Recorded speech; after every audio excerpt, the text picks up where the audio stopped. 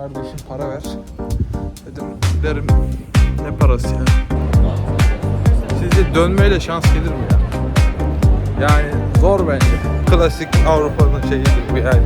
Şehir olur, içinden nehir geçirirler. İtalya'nın Domodossola şehrinden herkese selamlar.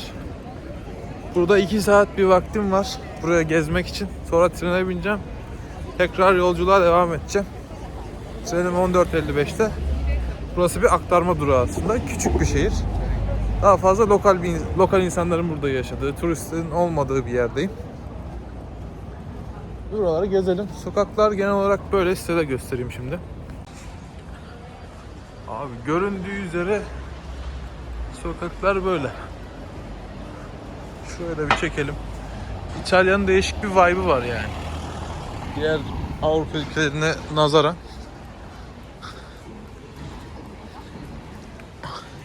Değişik ya. Bakalım abi, İtalya'nın tehlikeli bölgelerine de gideceğiz. Napoli olsun, daha değişik yerler olsun. İnşallah başımıza bir şey gelmeden hallederiz. Yolda Tom diye bir çocukla tanıştım. İşte konuştuk. O da gezecekmiş falan. Dedi pickpocketlar falan var dedi işte. Klasik yani. Millet bir şeyler satmaya falan çalışacak dedi. Yani biz Türkiye'den gelmiş adamlarız, bize koymaz dedim. Biz neler gördük dedim. Gülüyor falan, böyle değişik güzel elemanlardı yani. Böyle genel olarak buranın vibe'ı böyle. Neyse ileride gene açayım bakalım. Abi buranın da böyle değişik bir vibe'ı var işte. İsviçre'den sonra buraya geçince bir garip oluyor. Ya burasının gözdeki daha güzel.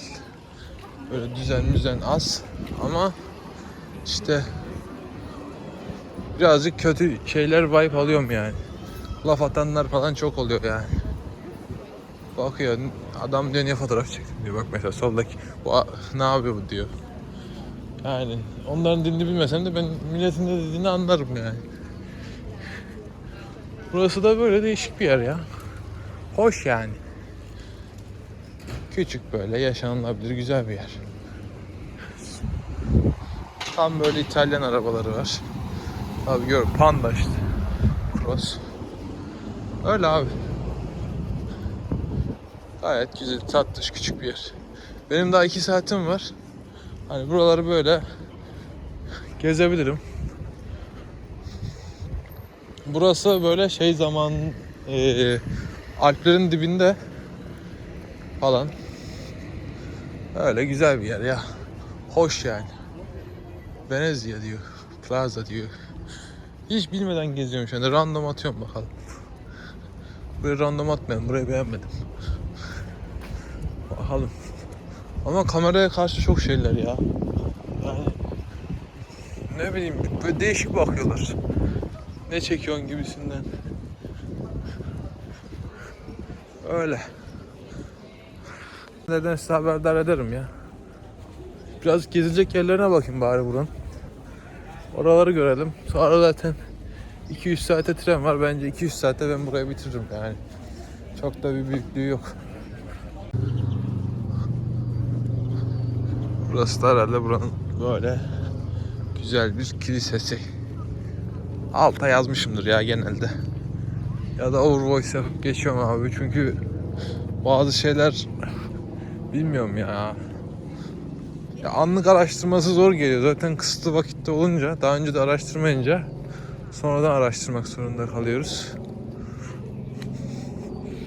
1945.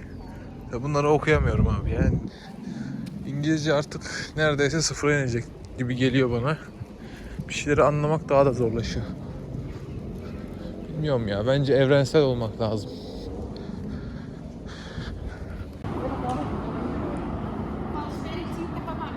Abi İtalya'da hala yürüyoruz bakalım. Şu dar sokaklara girelim ya böyle. Kaç bak dar sokak buldum. Böyle kendimize şey yaptırabiliriz. Yani o İtalya'nın dar sokak vibe'ları olur ya. Öyle bir şey. Ama herkes böyle bir değişik bakıyor bana elime kamerayı alınca. Mesela İsviçre'de böyle değildi. Şu dayıyı da takip ediyor gibiyim de. Dayı da takip etmiyor. O kamera görse diyecek sen niye çekiyorsun? Değişik ya. Bu sofraya mı çıkıyormuş? Tamam çözdük. Böyle abiciğim. Hadi bakalım. Birkaç dar sokak buldum bak gene. Girelim ya. Aynen. Tam İtalyan var vibe'ı. Şöyle gidelim. Tabi burası Çingen Mahallesi'ne benziyor. Burası sıkıntılı bir yere benziyor hocam. Bakalım ya. Başımıza ne işler gelecek. İşte korkum yok lan. Biliyorum gibi gidiyorum ona.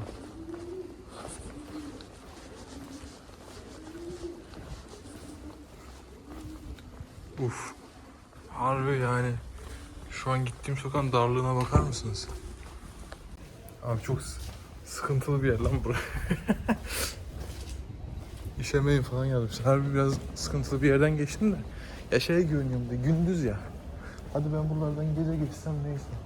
Sıkıntı olabilir. Ama ne bileyim ya gündüz bir şey olmaz gibi geliyor. Ne olabilir ya? Bazı adamlar kardeşim para ver. Derim ne parası ya. Mal taklidi yaparım biraz. Para neymiş falan. Parayı hiç bilmiyormuş gibi davranırım. Öyle. Bakalım. Ama bunlar Türklere benziyor ya. Görünüş itibariyle. Ama harbi İtalyan dar sokaklarını burada görebiliyorsunuz ya. Burası birazcık daha bence saklı kalmış. Diğer yerlere göre diye düşünüyorum ama diğer yerleri görmedim. Öyle bir yorum yapmak da yanlış olabilir. Burada böyle 2 saat vakit geçirebilirsiniz abi. Hani aktarmayı ben biraz uzun tuttum. Daha doğrusu şimdi otobüste geçeceklermiş. Benim konuştuğum insanlar. Ben de otobüste geçme imkanım vardı. Ama otobüs nerede, yetişir miyim, yetişemez miyim? Biraz dedim ki Emir oğlum, ben şimdi otobüste kaçırırsan çok kötü olur dedim. Haklı olarak. O yüzden ne yaptık abicim? Biraz akıllılık ettik. Otobüs yapmadık yani, almadık. Abo bura güzelmiş lan. Pazar kurulmuş bak size göstereyim. Burada pazar var. Böyle bizimki gibi. Vay. Oğlum bura iyiymiş ya. Kamerayı çok sarsıyorsam kusura bakmayın. Elimden bu kadar geliyor ya. Vallahi. Bunun tripodunu mu taksam acaba? Bakalım. Buralardakiler eski yapılar bayağı. Bir şeyler diyorlar da anlamıyorum. Kilosu kaç paraymış? 2,5 euro. Türkiye'de mi karşılaştıralım mı bunları? Çilek ne kadar diyor? Çilek 3,5. Yani kilosu 3,5 ise 150 lira mı oluyor kilosu? Yo daha fazla oluyor. Çok daha fazla oluyor.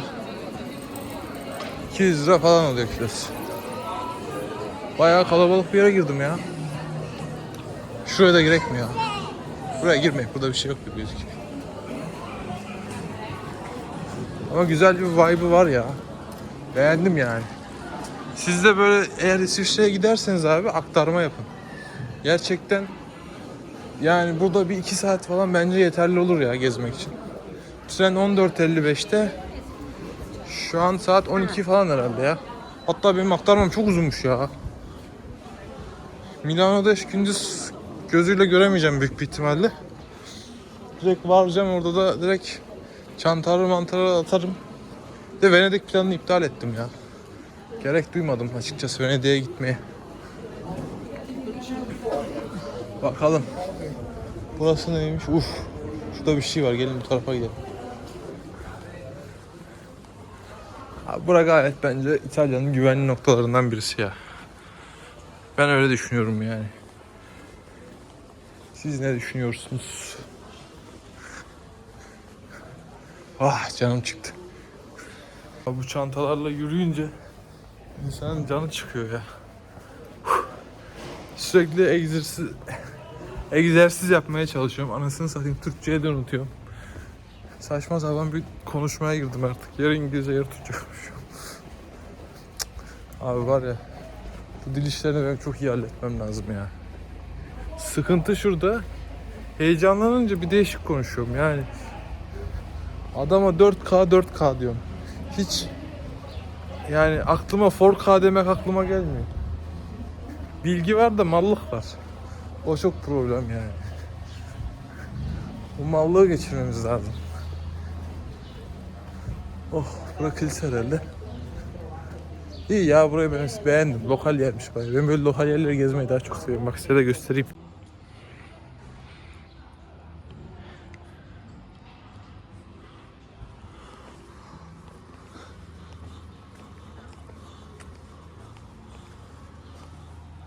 Birazcık oturacağım ya da ya. Sırtım çok ağrıdı oğlum. Yani bu çantalar beni çok yoruyor ya. Turist kafilesi var sanki burada. Ama burası daha çok lokal turistler ya. Yabancı turistler bana kalırsa burayı bilmiyor abicim. Çünkü ya şey vibe'ı var hani Eskişehir'i düşünün. Hani Türkiye'deki insanlar Eskişehir'e gidip görmek ister. Ama yabancı bir insan Eskişehir'i bilmez abicim. Yani oranın Venedik gibi olduğunu, ya şey turistik bir yer olduğu bilinmez yani. Ara bir şehir olarak düşünün. Burası da bence aynı vibe gibi geliyor bana.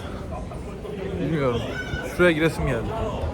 Ya buranın böyle sokaklarında kaybolabilirsiniz. Buranın başka bir şeyi yok ya. Böyle gidin abi. Daracık sokaklar. Başka çare yok. Arkamda da bir tane eleman var. Beni takip mi ediyor? Ne yapıyor? Beni mi soyacak? Ne yapacak? Ama o yüzden kayıt açık. Köpekmiş lan. Ben de diyorum şakır şukur ne geliyor. Adam dedim herhalde anahtarları çıkartacak. Beni bıçaklayacak zannettim. Neyse. Hadi bakalım ya, az daha gezelim. Ben ortalığı çekeyim ben. Kendim de overwatch mu yapsam? Oğlum ben yalnız çok sırtım ağrıyor ya. Milleti mi takip edeceğim lan? Bakalım millet nereye gidiyor? Ben de onların peşinden giderim. Ama çok dikkat çekiyoruz ya.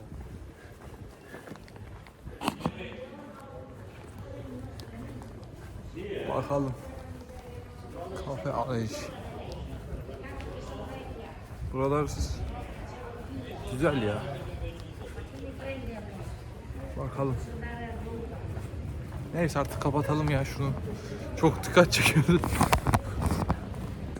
7 euroya şöyle bir pizza dilimi. Bunların hepsi 7 euro abi. Bunlar 3'er euro. Bunlar soğanlı, mantarlı sanırım bu. Hiçbir şey anlamadan aldım ama bu domatesli belli zaten. Geçecek aldım abi. 3'er euro, 7 euro.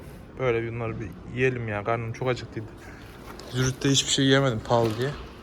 Burada artık yemeğe para harcayacağız abi. Burası İtalya. Abi şeye gidemeyeceğim. Ne onun adı? Burada UNESCO'nun böyle Dünya Mirasları listesinde olan bir yer varmış. Fotoğraflarını koyarım bulursam. Oraya gidemeyeceğim. Çünkü uzak. Tren saati zaten biraz yakın. Gidip gelmeye bir de çantalarım var. Bayır çıkamam yani. Tepede bir yerdeymiş.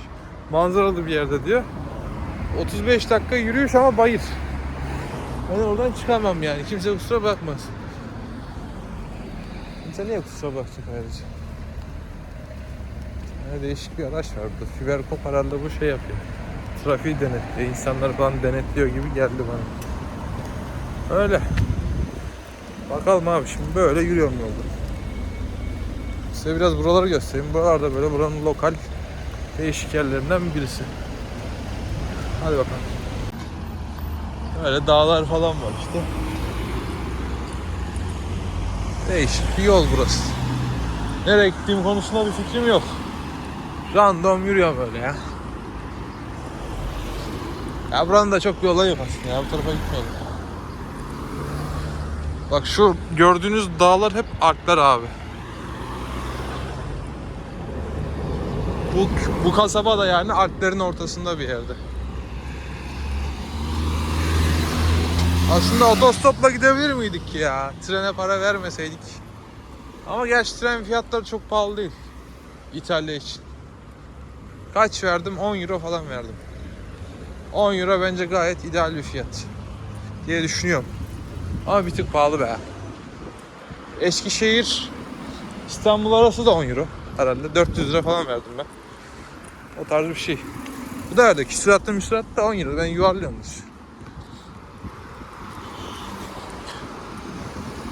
Size biraz size biraz İsviçre'nin maliyetini söyleyeyim. Benim totalde 2 gün için harcadığım para abicim, kaç euro harcadım? 360 euro harcadım. Ulaşım dahil bu fiyata. Öyle, sizce nasıl fiyat? Konaklama, ulaşım dahil. Başka yemek de, sabah kahvaltısı dahil. Akşam da kendim poğaça falan getirdim. Onları yedim. Bence gayet makul bir fiyat ya. Yani İsviçre için güzel bir fiyat. Çünkü normalde çok pahalı bir şehir. Yani ama ülke. Niye ben böyle zor konuşmaya başladım ya? Çok zor oluyor. Trende çok İngilizce konuştum. Bir tane Tom diye eleman vardı. Bir de Hintliler vardı onların öncesinde de. Onlarla İngilizce çok konuşunca Türkçe'ye dönünce Türkçe'yi afallıyorum. Türkçe'yi çok konuşup birden buraya gelince de İngilizce'yi çok afallıyorum. Yani dilim dönmemeye başlıyor. Bir de burada var. Şimdi İtalya'ya geldim mi? İtalya'da İngilizce konuşma sayısı çok az. Neredeyse kimse konuşmuyor. Öyle. Değişik ya. Size etraf çekeyim. Etrafta böyle ya. Değişik, güzel yani. Farklı bir tasarım varmış burada da. Öyle. Gayet hoş. Bana kalırsın. Hiçbir yere benzemiyor ya. Ben burada ezilmem herhalde diye düşünüyorum. Düşüncelerim doğru çıktı. Ben burayı hızlıca bitireyim yani.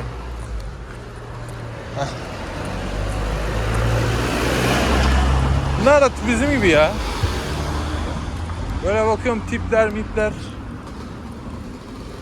arabalar, yaşam biçimi gibi. Yakın yani. Çok farklı değiliz bence. Vay. Adama bak. İleride polis bunu tutar ha. Abi Milano'dan herkese selamlar. Milano sandığım gibi çok çıkmadı. Birazcık daha sıcak bekliyordum. Birazcık sıcak değil. Bir de herkes beni uyardı. Ceplerine dikkat et, cebine cüzdanını falan koyma, çantana koy ve benzeri uyarılar çok aldım. Yani dikkat et diyorum. Ama bu ülke o kadar değil yani. Bu şehir çok tehlikeli değil. Şimdi gideceğim mesela, Napoli. Napoli Avrupa'nın en tehlikeli şehirlerinden birisi. Asıl bence önemli olan yer burası. Öyle. Bakalım. Şimdi böyle tren garındayım abi. Dümdüz gideceğiz. 1 saatlik falan bir yürüme yolum var herhalde. Ondan sonra ver elini, hostel, çantaları falan bırakırım. Saat şu an 4-5 oldu. Bütün gün trene gitti. Maalesef aslında bu yolculukları ben geceye getirmek istiyordum. Ama geceye getiremedim.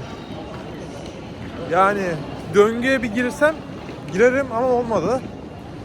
Bir de burada yolculuklar hep aktarmalı şekilde işliyor.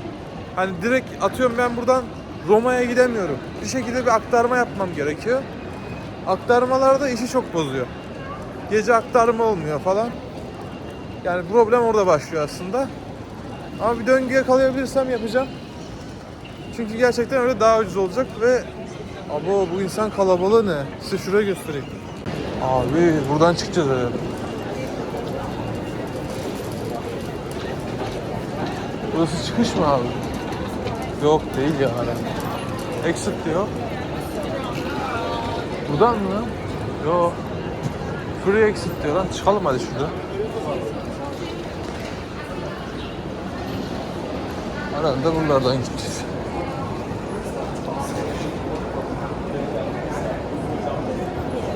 Abi ben nereye geldim ya? Bu ne oğlum böyle abi?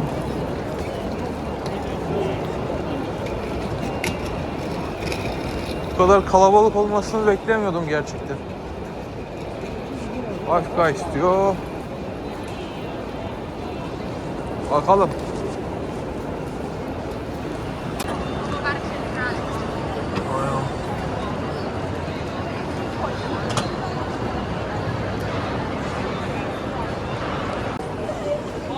Abi ortalık böyle bir gar yapmışlar. Yani çok büyük ya. Bakalım, her yerde güvenlik görevlileri falan var. Buradan çıkacağım herhalde. Çok fazla polis var ya. Yani olayın, ya şunu fark ediyorsunuz, bir yer güvenliyse orada polis olmuyor. Ama güvensizse polis sayısını çok arttırıyorlar. Bakın mesela. Polis değil de onlar, neyse. Yolda gördünüz zaten. Ve Milano başlasın abi. Bakın abi, her yer. Oh.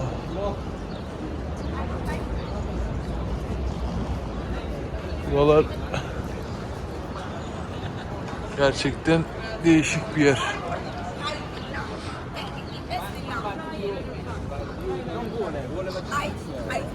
Italiano.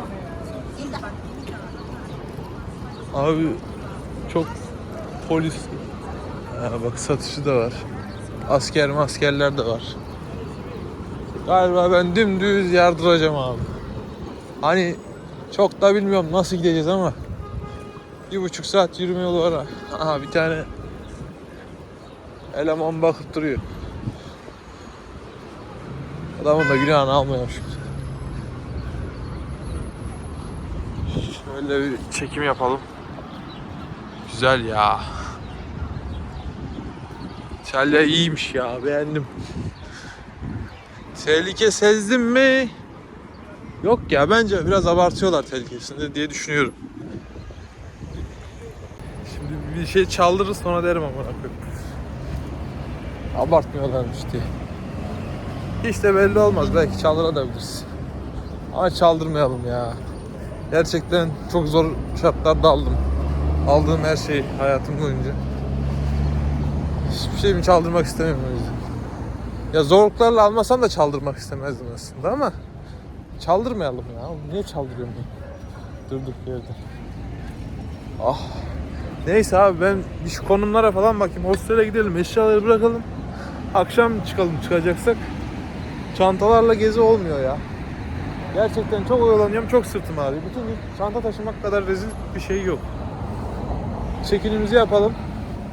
Sonra tekrar sokaklara çıkarız. Hadi bakalım.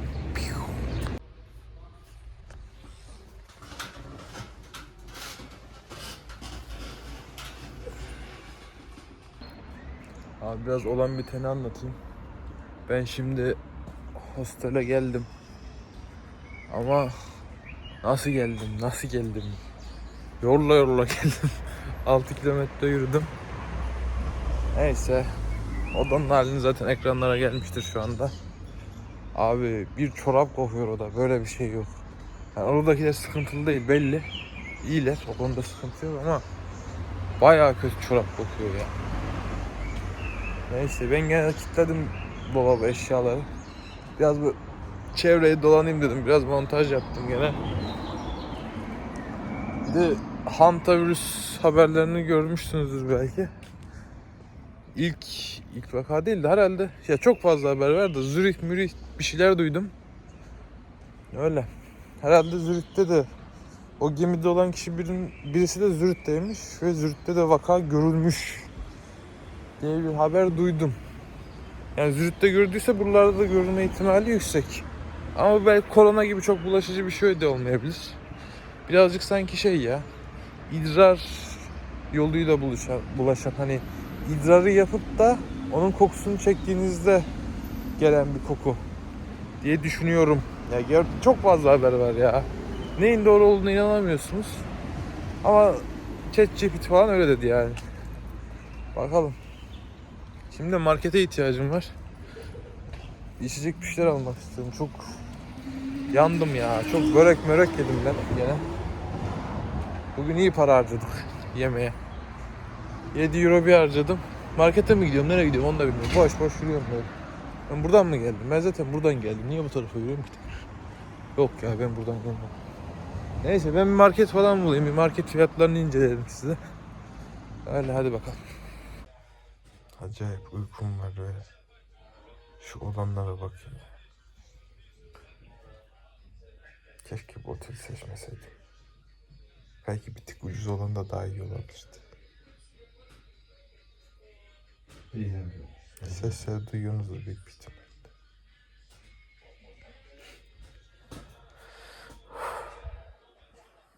Abi kulak tıkaçlarını şimdi böyle aldım. Kulağıma tıkacağım. Yoksa bunun kafasına yumruğu geçireceğim. Bir de deport olacağım. Hiç olmayacak. Adam sevgilisiyle konuşuyor bak, bağıra bağıra. Deli midir dedim. İngilizce bilmez, bir şey bilmez. Yani hayat zor ya. Buradaki tipler şey ya, genel olarak böyle vakit geçirmek için gündüz uyurlar. Gecede şey, hani böyle hangi bara gitsem, ne yapsam, takılmaca falan. O tarz insanlar, hiç benlik değil yani. Ben gece 10'da uyuyup sabah 6'da 7'de kalkarım. Yandım, bu ne sıcak bir de ya. Cam açık mı? İyi, açık bana. Çok sıkıntı ya. Aşağımdaki adam iyiydi gene. Ne Arnavut tuttu. Su falan verdi bana, o iyi adam ya. Onu sevdim de. Bunları hiç sevmedim.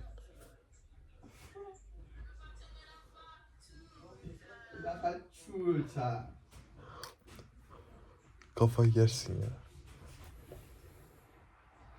Aklınızda bulunsun. Bak. Böyle kulak tıkaçları satılıyor, tamam mı? Dünya turundayken abicim bunları kullanabilirsiniz yani. Ya böyle şeylere çok maruz kalacaksınız. Ben alıştım artık. Ama yani şey çok garip. Bakıyorum böyle. Kimisi çok iyi yer çıkıyor. Kimisi çok kötü yer çıkıyor.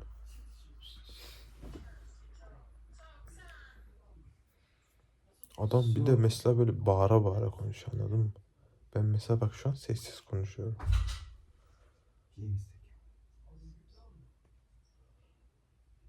Adam sustu herhalde. Fısıldıyor. Anladın mı Türkçe hemen? Yok, anlamadım. Herkese günaydınlar abicim. Şu anda Milano'da Dua di Milo'ya gidiyoruz. Böyle bir katedralmiş. Bakalım, yürüyor. Dün gece olanları gördünüz. Adam elimde kalacaktı yani. Bak gene çok sinirleniyor. Ben de sabah ses yaptım onlara. Gıcıklık olsun diye. Oğlum otel çok kötüymüş ya. Buranın adını versem mi, gitmeyin ya. Harfini ben alta yazarım böyle. Şimdi kötülemek de olmaz. Bir gün devir değiştirir, bir şey olur. Abi buraya gelmeyin yani. Hiç ilgilenen yok. Sabahleyin mesela bir sürü turist gelmiş. Başkaları da gelmiş hostele. Ama bir tane insan evladı yok. Hoş geldiniz. Odanız şurada, burada. Öyle bir insan da yok orada. Kimse gelmiyor. Zaten oranın sahibi Hintli herhalde. Ya da Hint kökenli, bilmiyorum. Yorumları iyi diye aldandıydım ama yok ya, aldanmamak lazım. Öyle şimdi bir 4 kilometre falan yürüme yolum var. 4 kilometre bana koyar mı? Koymaz abi, biliyorsunuz ben 20 kilometre yürüyen adamım yani. Of, pastalar iyiymiş burada. Neyse bakalım. Devam edelim katedrale, sonra bakalım neler yapabiliriz bugün. Drone mevzusuna gelirsek drone uçurmayabilirim. Yasak çünkü. Belki bazı yerlerde kaldırırız, hiç belli olmaz. Neyse hadi bakalım, orada görüşürüz. Abi yolda böyle bir mevzu olmuş. Her yer polis, ambulans falan. Böyle. Buralar karışmış bak. Abi hiç bunlardan görmüş müydünüz ya? Çok tatlış değil mi? Bak benim diz boyuma geliyor. Diz boyu burada, bu da burada. Lan bunun için nasıl sığıyorlar ki? Çok garibime gitti. Markası Fiat. Büyük bir ihtimalle bunlar sınırlı sayıda gibi geliyor. Bilmiyorum. Öyle. Daha yolum çok var. Öyle sokak aralarından gidiyorum. İnsanları gözlemliyorum. Rutinlerini falan. Normal yaşam tarzlarını. Bu da benim hoşuma giden bir şey ya. Dayım bakalım dokunduracak mı?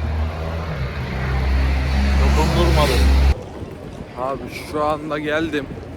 Duomo di Milano Kilisesi'nin önündeyim. Burası kilise miydi? Kiliseydi, evet. Bakın arkamda şöyle duruyor. Aldım geçsin. Oraların videolarını da çekelim şimdi. Öyle, buranın çok da bir esprisi olduğunu ben gene düşünmüyorum ya. Avrupa'nın geneli böyle abi. Bir tane alt stat var, eski mekan. Böyle kocaman şey koymuşlar. İşte parlamento binası olsun, daha değişik bir olay olsun. Öyle bir şey oluyor. Millet önünde fotoğraf çektiriyor. Ben Milano'ya geldim diyor sonra. Daha değişik bir şey oluyor. Öyle yapıyorlar yani. Bana göre ama bak. Şuranın hakkını vereyim. Bura gerçekten iyi bir yere benziyor bak. Neyse, şuraların az videolarını falan çekelim biz de. Halledelim çekimleri, cartları sonra gidelim. Hadi bakalım. Ona koyayım adam. Milleti gazıklamaya yer arıyor. Yavşak.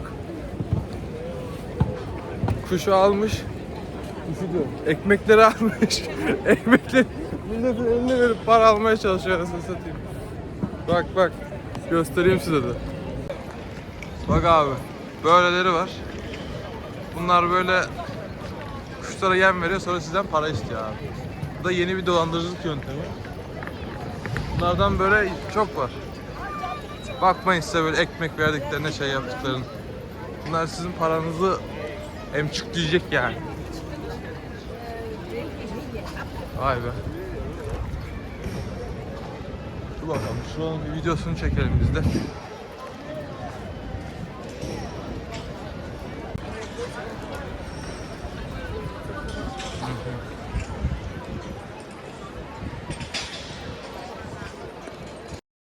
...1386 yılında yapımına başlanan Duomo di Milano tamamlanmasına yaklaşık 500 yıl süren dünyanın en büyük gotik katedrallerinden biridir. Beyaz mermerle inşa edilen bu yapı binlerce heykel ve detaylı işlemlerin Milano'nun en önemli simgesi haline geldi.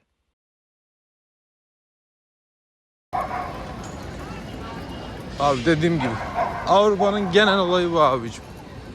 Bir tane parlamento binası ya da kilise, millet onun önünde fotoğraf çekiniyor. Başka bir esprisi yok abi. Burada da bak büyük ihtimalle konser falan olacak. Sahne kuruyorlar. Milano'nun burası işte başı. Duso do Milano muydu? Alta yazmışımdır. Buraya gelin abi, buradan dolanmaya başlayın işte, yürü yürü. Bakalım, biraz ben bu tarafa gideyim dedim. Bir şeyler görürüz belki. Burada ceplerinize, çantanıza falan çok dikkat edin abi ya. Allah, soyulursunuz da haberiniz olmaz anasını satayım. Adamı görüyor musun? Kuş yemlerini elime tutturuveriyor anasını satayım. Belli. Bunlar ücretli mi ya acaba burası? Ha bak. Tıkıtını aldı. Ay ben bir geçeyim şuradan.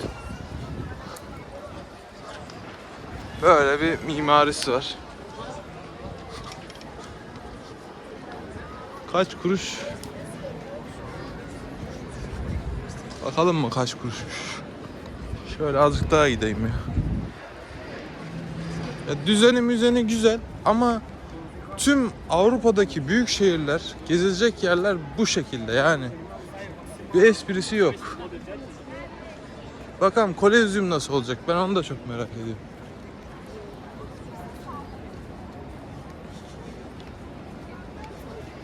Oy. Ortalık bu şekilde abi.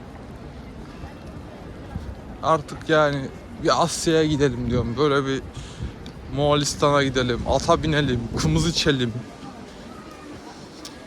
Böyle şeyler lazım yani. Avrupa. Bu kadar abi işte. Nereye gidersen git aynı ya. Buranın bak yemeği güzel, ona laf edemeyeceğim. Gerçekten çok güzel, pizzası var, bilmem nesi var. Bugün daha değişik bir şey daha yiyeceğiz. Bir şey yiyeceğiz işte. Ne yiyeceğim ben de tam bilmiyorum. Burada çantaları arıyorlar. Burası çok garip bir yer ya. Baksanıza abi. Çanta mantı arıyorlar büyük ihtimalle. Adam ayakkabılarını falan değiştiriyor. Öyle. İlginç, garip falan. Değişik bir yer. Buranın etrafında bir döneyim dedim şöyle. Bakalım. Abi şu anda da 19. yüzyıldan kalma Milano'nun en eski de Avrupa'nın ne kadar eskisi de bilmiyorum. Üçüncü falandır büyük bir ihtimalle. Onun önündeyim. Bu hani 3 kere dönüyorsun. Bir tane bir yer var. Sana şans getiriyor falan dedikleri muhabbet var ya. O burada işte. Gelin size göstereyim hadi burayı. Biraz kalite düşmesi olacak herhalde ama yapacak bir şey yok. Burası da tahminimce çok kalabalık şu an. Herkes fotoğraf çekiyor. Ne yapalım, şuradan bir geçmeye çalışalım. Kamera çok sarsılıyor ya. Abi. Kamera da demek doğru olmaz. Telefon ya. Kameramız yok ki. Gariban ne yapsın? Burası bayağı güzel ya, böyle kubbesi camdan kubbe yapmışlar bak böyle. Önümde gidiyorlar abi turlar. Ama güzel ya, böyle insana iyi bir hissiyat veriyor yani. Şu aralardan kaçalım şöyle. Hop. Nerede lan o dönme yeri? Onu merak ettim. Onun burada olduğunu biliyordum ama sanki burada bu ortası mı yoksa? Yok değil ya herhalde. Çünkü çukur oluşmuş falan diyorlardı. Burada çukur yok. Bir sigara falan atmışlar işte. Böyle güzel bir görüntü.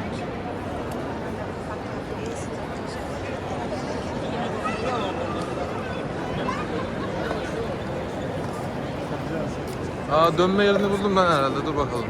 Ben döner miyim? Yok ya, ben zaten şans gelse ne olacak bak.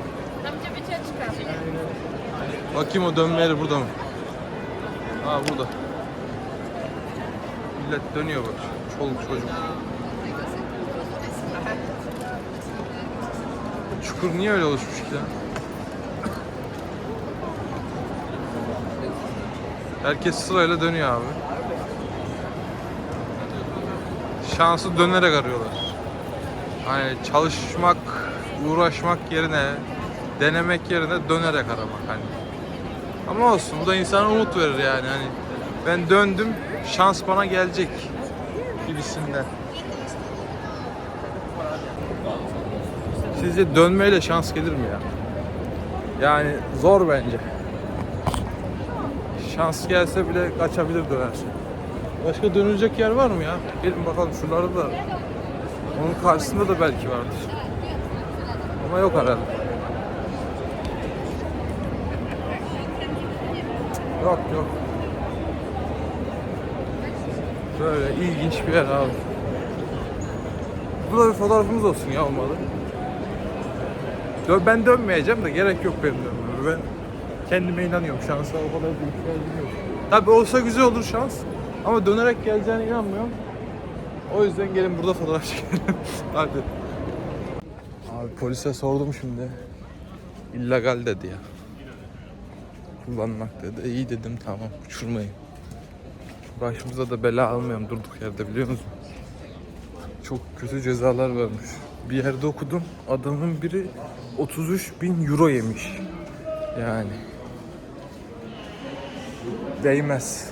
Gerçekten değmez. Sincap gördüm abi bak. Gibi böyle. Bunları sevebilir miyiz ki lan? Fare değil mi sincap? Sincap. Ana. Ağaçta da var. 2 taneler. Bir tanesi şurada. Bana geliyor.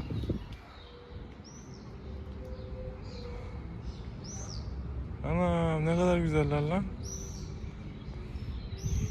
İlk defa sincap gördüm. Bak.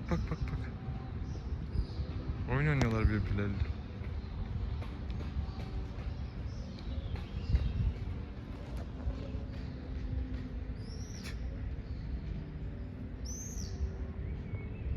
Vay be. Abi Panzaretto'nun yeri Luini'ye geldik. Burası o gördüğünüz alışveriş merkezine yakın bir yer. En eski alışveriş merkezine yakın.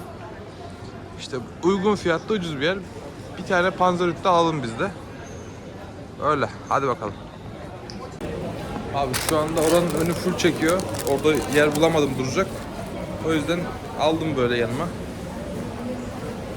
3.20 euro verdim buna. Böyle şey gibi bir şey işte. Şöyle bir şey bu. Şekerli mekerliymiş. Dedim bugünün spesiyeli olsun dedim, onu alayım dedim. Bakalım tadı nasıl.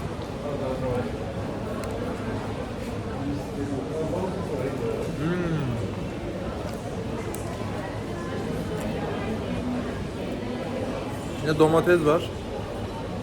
Mantar var galiba. Evet, mantar var. Zeytin de var. Kaşar maşar da var, gayet güzel bu arada. Mutlaka yiyin Panzerette abi. Dışı birazcık şeye benziyor. Ne derler bizim orada? Boş derler yani. İçi boş derler hani. İsmini unuttum ya. Langos'a biraz benziyor bir de. Sadece içi dolu hali, öyle düşün. Ama bayağı bir kötü değil yani. Oğlum bir tane daha mı yesem ya? Vallahi bir güzeldi, biliyor musunuz? Yani içine kaşar maşar koymuş. Bunu Türkiye'de de yaparsın bu arada. Bence çok zor bir şey değil yapılması. Pişilen aklıma geldi bak abi. Biri bağırdı. Ne oluyor? Neyse. Pişinin içine sanki bir şeyler koymuşlar gibi. Hani ben nasıl tarif edeyim ya? Güzeldi ama ya. Vallahi kesin yolunuz düşerse o Luini'ye gelin yani. Panzaretto yiyin abicim. Gerçekten ben bir tane daha yemeye bile düşünüyorum şu anda. Çok kararsız kaldım. Ya çok pahalı da değil lan. 3 euro lan. 3 euro kaç yapıyor? 200 lira falan aslında. Bir tık pahalı ama yani Türkiye'de de aynı fiyatlar. Çok farklı değil. Yesem mi yemesem mi çok düşünüyorum şu an. Bir de buranın şiniseli de biraz ufaktan meşhur diyorlar. Belki şinisel de yeriz ya. Zaten oğlum gezecek yerler gezdim, bir şey kalmadı ya. Ben yemek yemeyi daha çok seviyorum yani. Bilmiyorum ya. Ne yapsak ya abi?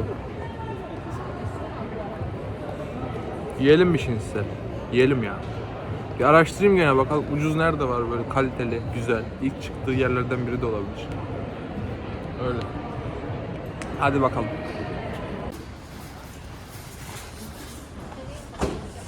Abi böyle güzel güzel sokaklar da var burada.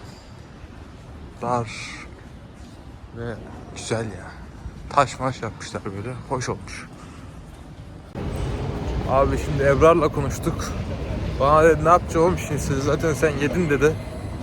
Git dedi, orada Starbucks var dedi. Orası güzel dedi. Orada kahve iç falan dedi. Başka bir yerde öyle Starbucks yok dedi. İyi dedim abi, haklısın. Senin dediğini yapalım. Öyle. Şimdi normalde benim kahve işte kafe kültürüm hiç yok. Yani zaten gitmeyi de sevmem açıkçası. Ama böyle bir değişiklik olsun dedim, hani oturalım bir bakınalım öyle. Orada da ortam güzeldi herhalde yani. Bakalım. Başka öyle ya, Milano'yu bitirdik ya. Valla 6 saatte falan bitiyor tahminimce. 6 saatte tam olarak biter. Aynen. Şu an benim kaç saat geçti? Ben 8 gibi yola falan çıktım işte. 9, 10, 11, 12. 4 saatte %90 bitmiş. Bir Nigva diye bir yer kaldı sanırım. Nigva olması lazım. Yazmışım bu da altta doğrusunu. Bir sanırım öyle bir yer kaldı. Başka da bir yer kalmadı. Oraya da bir gideriz, bakınırız. Ondan sonra relax abiciğim. Kafamızı dinleriz. Hostelimize gider bir duş alırız, olmadı. Montajı yapalım artık. Yapamaya vakit bulamadım. Bir de kulaklığım yok hani şey için. Ama direkt sesini aç bilgisayarını yapacağım zaten. Oradakiler hiç sallamıyor ya. Milleti hiç takmıyorlar. Kendi kafalarına göre. Gece de öyle, gündüz de öyle. Öyleyse ben de yapacağım yani. Ne yapayım? Bana saygı duymayana ben niye saygı duyacağım? Hadi ben bana saygı duymayana bir kere saygı duyarım ama bana saygı duymayan 2 defa falan filan öyle. Ben de çok konuşuyorum ya. Ne konuşacağımı da bilemiyorum. Boş boş yapıyorum ya. Neyse. Hadi ya rezerve gidelim. Boş yapmayalım. Bunların hepsini yayınlasam mı lan böyle? Yayınlayabilirim ya. Yayınlasam daha iyi olur sanki. Çünkü hep eleştirilerse yani kendin niye konuşmuyorsun, hiç anlatmıyorsun falan diye. Haklı olabilir ama bilmiyorum ben insanların canı sıkılır diye de düşünüyorum bir yandan. Bilmiyorum. Kuş sıçmasın da vallahi kuşun tepesinden geçtik. Neyse hadi ya orada görüşürüz bay bay. Abi Ebrar haklıymış herhalde. Yani burası böyle gerçekten bayağı ilginç bir yer ya. Burada kahve içmesek de olur ama baksana da çikolata makineleri falan var şurada.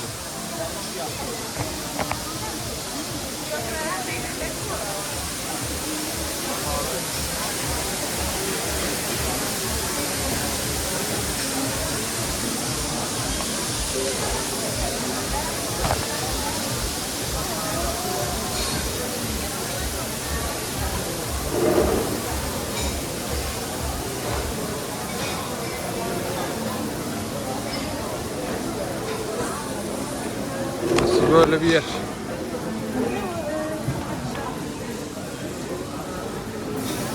Çekirdekleri falan döndürüyorlar.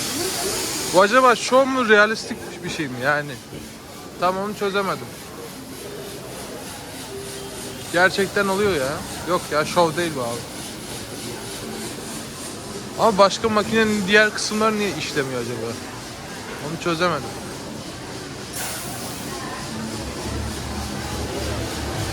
Yok yok. Burada da var bir şeyler.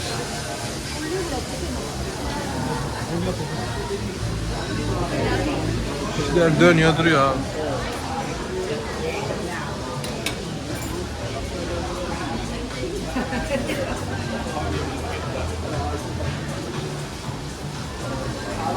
Arkası da böyle bak. Koca koca makineler var. Gayet güzel bir mekan ya. Biz de bir kahve falan alalım içelim olmadı ya. Şurada oturup içmek çok güzel olur ya. Ben buradan alayım da içeyim bir tane. Hadi bakalım. Abi böyle bir menüsü var. Fiyatlar bu şekilde görüyorsunuz. Ne alacağımı ben tam olarak karar veremedim. Birazdan bir bakacağım şimdi bakalım. Şu rezervler çok öneriliyor aslında. Yanında rezerv yazan şeyler var ya. Onlardan belki alınabilir. Tamam bakalım ben alayım. Alınca çekip oturalım. Öyle hadi bakalım. Abi tiramisu latte almaya karar verdim. Çok güzel gözüküyor. Bunun en küçük boyunu alırım gibi. Bakalım. Burada da böyle ayarlıyorlar işte. Ayrıca burada yemekler falan da satılıyor. Arkada da kahveler yapılıyor böyle. Burada aynı zamanda içki mişki de çok var yani. Böyle uzun bir sırası var. Böyle bir mekan. Gayet güzel. Normalde kafe kültürüm çok yok. Sevmem de ama burada içeceğiz abiciğim. Hadi bakalım. Abi tiramisu latte aldığınızda böyle geliyor. Ben kremada üstlemiştim içine. İçi de bakın böyle. Gayet iyi bence. Bu 7,5 euro. Biraz pahalı geldi bana. Ya normalde kahveye para veren biri değilim. Belki o yüzden pahalı gelmiştir ama sunum harika yani. Tadı da inşallah sunumu kadar güzeldir yani. Hadi bakalım.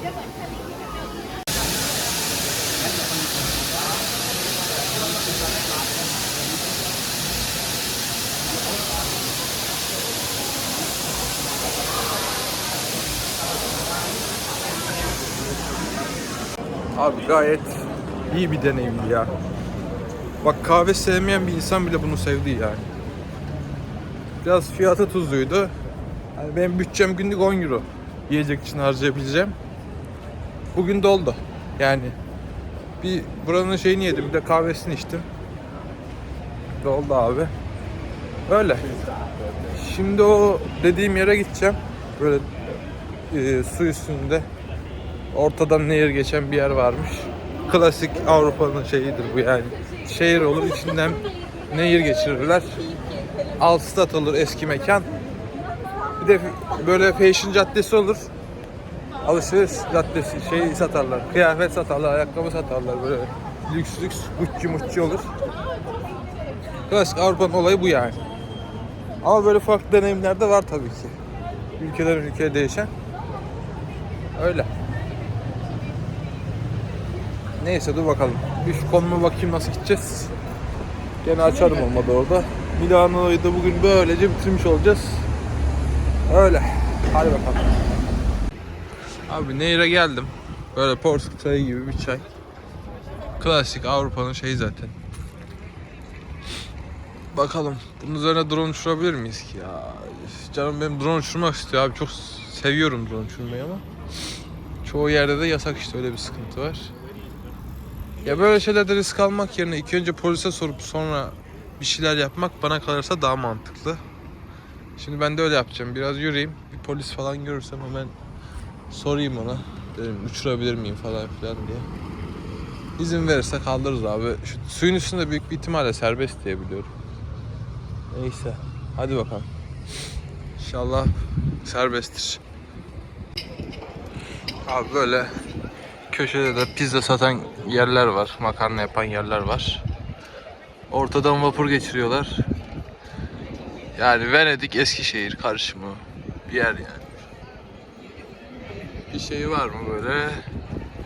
Yani belki buralarda yemek falan güzel olabilir bu restoranlarda. Tura binilebilir mi? Bilmiyorum. Çevresi çok güzel değil ya. Yani görünüş açısından. Tura binilirse pek iyi olmaz yani. Öyle. Abi soramadım drone işini. Yani hiçbir yerde polis yok. Şimdi durduk yerde ceza yemek istemiyorum eğer yasaksa. Bu drone işlerinin en sıkıntılı yanı abi, nerenin yasak olup nerenin yasak olmadığı konusunda bir fikrinizin olmaması. Yani yasak da olabilir, olmayabilir. Kimi polise göre yasaktır, kimine göre değildir. Ya genel olarak bu işin şeyi şuymuş, ben onu öğrendim. Yakalanmadığın sürece serbest. Yani çok saçma geliyor. Ama yapacak bir şey yok yani. Şimdi yakalanıp da ben ceza ödeme riskini alamam. İtalya birazcık sıkıntılı bu konuda. Bilmiyorum. Ya aslında baksan yakalanmam, hani direkt kaldırırım, bir turlattırırım, geri getiririm. Ama yani sıkıntılı ya. O riski göze almayayım. Yakalanırsam çok kötü cezası var çünkü ya. Bir drone uçurduk diye de saçma sapan bir ceza ödemek istemiyorum yani. Bilmiyorum. Ne yapsak ki? Polise soracağım, polis de yok ortalıklarda. Videoyu kapatacağım gibi geliyor artık. Zaten İtalya'da da bir şey kalmadı ama Milano'da bitti. Hani de artık Milano hakkında bir şey anlatamam size. Milano kalmadı yani. Öyle. Abi videoyu beğenip like atarsanız, bir de paylaşırsanız çok mutlu olurum. İnşallah yaparsınız. Belki drone çekimi koymuşumdur eğer yapabildiysem. Tek eksiğim şu an polisin... Neyse. Daha bitirdik. Hadi görüşürüz. Bay bay.